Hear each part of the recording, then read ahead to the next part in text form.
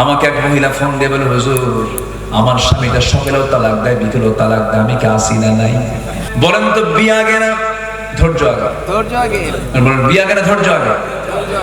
আমাকে এক মহিলা ফোন দিয়ে বলে, হুজুর আমার স্বামীটা সকালেও তালাক দেয়, বিকেলেও তালাক দেয়, আমি কি আসি না নাই? কি কথা কি বুঝতেছেন? সকালেও তালাক দেয়, বিকেলেও তালাক দেয়। এত রাগ!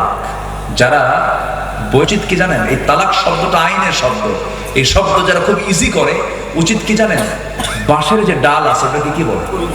এই কঞ্চি গুলো, চিকন যেগুলো একদম কাঁচা কঞ্চি, যেটা এটা কয়েকটা এক জায়গায় করে একদম পিছন দিয়া একটু কয়েকটা বাড়ি মারা দরকার। আসতে কম কেন? তালাক টালাক দিয়া পরে কাম দেয়, হুজুর দুটো মেয়ে আছে আমার, কেমন যে তালাক দিলাম হুজুর, হুঁশ ছিল না। হুজুর দেখুন তো কোনো কিছু করে ব্যবস্থা করা যায় কি? দেখছেন মার্ডার করে ব্যবস্থা করে দেবে। অসংখ্য পরিবার জেনার সংসার হচ্ছে।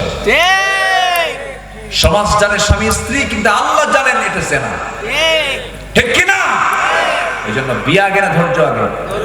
ধৈর্য আগে। আল্লাহ পাক বলছেন ধৈর্যশীল হবা, আমি রহমত পাবা। যেরকম সুবহানাল্লাহ। রেগে যাবেন, হেরে যাবেন, রাখবেন, হারবেন, চুপ থাকবেন, দেখবেন জিতবেন। যেরকম সুবহানাল্লাহ। খেপে গেছে একজন, খেপতেছে, খেপে লাভ কি? খেপার কোনো ফলাফল নেই। আর আপনি যদি ধৈর্য ধরতে পারেন, বিশাল আপনার পুরস্কার আছে। বলেন তো জঙ্গল কি পরিশ্রম করা লাগে? কোথাও জঙ্গল হবে, পরিশ্রম করা লাগে? যাবেন না, তাহলে কি হবে? বলেন, শুধু যাবেন না, ওই জায়গায় কি হয়ে যাবে? জঙ্গল। আর বাগান করবেন, পরিশ্রম করা লাগবে, লেবার লাগবে, মেহনত লাগবে। বাগান করতে মেহনত লাগে, জঙ্গল করতে মেহনত লাগে না। মেহনত ছাড়া জঙ্গল হয়ে যায়।